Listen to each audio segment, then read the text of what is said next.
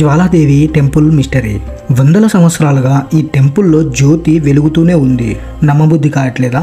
నిజంగానే ఈ జ్యోతి అన్ని సంవత్సరాలుగా వెలుగుతూనే ఉంది, అది కూడా ఎలాంటి ఆయిల్ లేకుండా. ఇదెక్కడి విచిత్రం అని సైంటిస్టులు కూడా కనుక్కోవడానికి ట్రై చేశారు, కానీ వాళ్ళకి కూడా రీజన్ తెలియక షాక్ అయ్యారు. ఇప్పటికీ ఒక మిస్టరీగానే అది ఉండిపోయింది. అసలు ఆ మిస్టరీ వెనుక ఉన్న కథ ఏంటి అనే విషయాలు ఈ వీడియోలో తెలుసుకుందాం. వీడియోని చివరి వరకు చూడండి. వీడియోలోకి వెళ్లే ముందు మన ఛానల్కి మీరు కొత్తగా వచ్చినట్లయితే ప్లీజ్ వీడియోకి లైక్ చేసి అలాగే సబ్స్క్రైబ్ చేసుకోవడం మాత్రం మర్చిపోకండి. ఇక వీడియోలోకి వెళ్ళిపోదాం. జ్వాలాముఖి దేవి ఆలయం హిమాచల్ ప్రదేశ్లో ఉన్న కంగ్రాకి 36 కిలోమీటర్ల దూరంలో జ్వాలాముఖి అనే ఊర్లో ఉంది. శివుడు తన భార్య పార్వతీ దేహాన్ని భుజాన వేసుకొని లోకాన్ని వదిలి తిరుగుతూ ఉంటాడు. అప్పుడు దేవతలు శివుడు లేని ఈ సృష్టి ఏమైపోతుందో అని భయపడ్డారు. అప్పుడు శ్రీహరి శివుడికి సృష్టికి మధ్య వారధిగా ఉన్న పార్వతీ దేహాన్ని లేకుండా చేయడమే పరిష్కారం అని అంటాడు. శ్రీహరి తన సుదర్శన చక్రంతో పార్వతీ దేహాన్ని ముక్కలు ముక్కలుగా చేస్తాడు. అలా ఖండించినప్పుడు సతీదేవి నాలుక ఈ పర్వతమైన స్థలంలో పడిందంట. సతీదేవి శరీర భాగాలు ఏ స్థలాల్లో పడ్డాయో అవన్నీ శక్తిపీఠాలుగా వెలిసాయి. 51 శక్తిపీఠాలలో ఈ జ్వాలాముఖి ఆలయం కూడా ఒకటి. ఈ ఆలయంలో మండపం 2 గదులుగా ఉంటుంది. పై గదిలో కాళికాదేవి విగ్రహం ఉంటుంది. కింద గదిలో ఎల్లప్పుడూ వెలిగే జ్యోతి కనిపిస్తుంది. ఆ జ్యోతి ఎలాంటి ఆయిల్ లేకుండా ఎప్పుడూ వెలుగుతూనే ఉంటుంది. అదెలా సాధ్యమని అందరూ ఆశ్చర్యపోయారు. తర్వాత కొంతమంది సైంటిస్టులు బహుశా ఆ గుడి ఉన్న ప్లేస్లో భూమిలో పెట్రోలియం నిల్వలు ఎక్కువగా ఉండొచ్చు అనుకున్నారు. అందుకే ఆ జ్యోతి ఎప్పుడు వెలుగుతూ ఉంది అనుకున్నారు. తర్వాత ఆయిల్ అండ్ గ్యాస్ కార్పొరేషన్ వాళ్ళు కొన్ని వందల కిలోమీటర్లు తవ్వి చూశారు, కానీ వాళ్ళకి ఎలాంటి ఆనవాళ్ళు కూడా కనిపించలేదు. అది చూసి అందరూ షాక్ అయ్యారు. సతీదేవి నాలుకే ఇప్పటికీ ఇలా వెలుగుతుంది అని నమ్మారు. ఇలా ఆ గుడిలో 9 ప్లేసెస్ నుండి జ్వాలలు వస్తూనే ఉంటాయి. ఈ 9 జ్యోతిలను మహాకాళి, అన్నపూర్ణ, చండీదేవి, ఇంగ్లాజ్ దేవి, వింధ్యావాసవి, మహాలక్ష్మి, సరస్వతి, అంబిక, అంజనాదేవిలుగా భక్తులు కొలుస్తారు. పూర్వం ఈ స్థలం కంగ్రాలో ఒక భాగంగా ఉండేది. అప్పుడు ఈ స్థలం అంతా అడవిలో ఉండేది.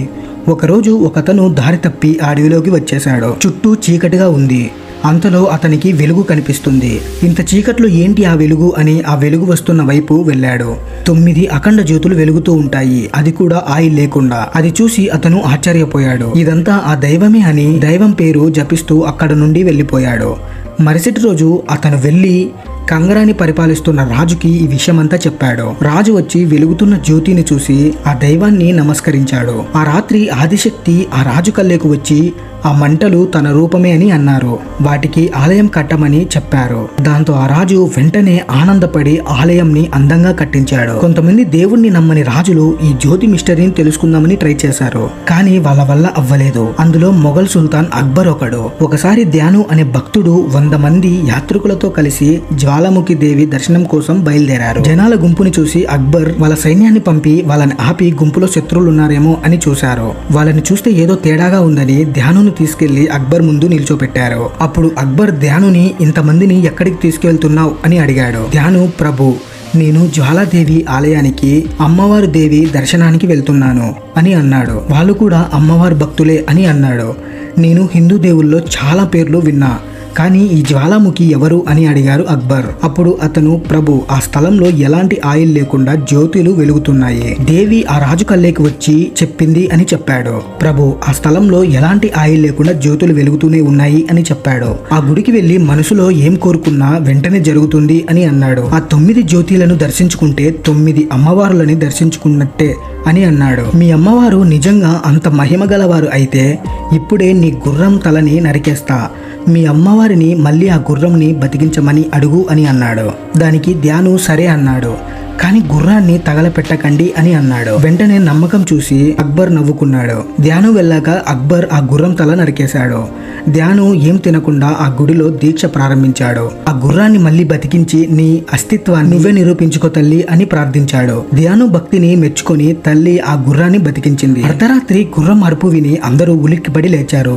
అది చూసి అక్బర్ కూడా ఆశ్చర్యపోయి తన సైన్యాన్ని వెంట పెట్టుకుని ఆ గుడికి వెళ్ళాడు. కానీ అక్బర్కి ఇంకా సందేహం ఉండిపోయింది. గుడికి వెళ్ళగానే ఆ సైన్యాన్ని నీళ్లు తెచ్చి ఆ జ్వాలల మీద చల్లమన్నాడు. కానీ వాళ్ళ సైన్యం ముందుకు రాలేదు. వెంటనే అక్బర్ గర్జించాడు. అప్పుడు సైన్యం వాళ్ళు వచ్చి ఆ జ్వాలల మీద నీళ్లు చల్లారు. అది చూసి అందరూ ఆశ్చర్యపోయారు, ఎందుకంటే ఆ జ్వాలలు ఆరిపోలేదు.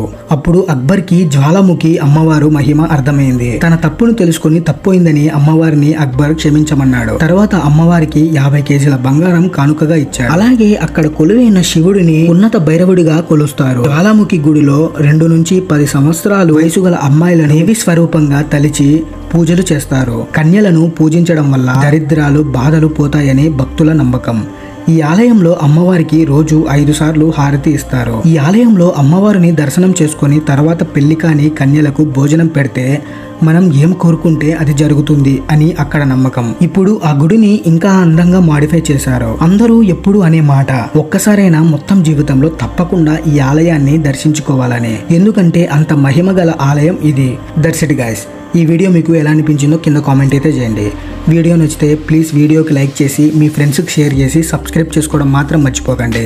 మరో మంచి వీడియోతో మీ ముందుకు వస్తాను. అంతవరకు బాయ్.